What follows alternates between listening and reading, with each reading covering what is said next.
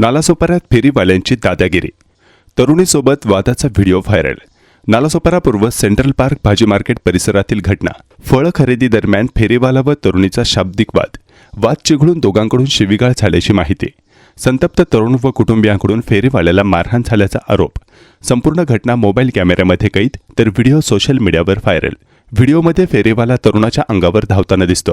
Tulinj police ठाण्याजवळ घटना घडल्याची माहिती. सेंट्रल पार्क भाजी मार्केट परिसरात पोलीस गस्त वाढवण्याची नागरिकांची मागणी. नालासोपाऱ्यात फेरीवाल्यांची दादागिरीचे प्रकार वाढत आहेत. वसई विरार महानगरपालिका व पोलीस प्रशासनाकडून कारवाईकडे दुर्लक्ष.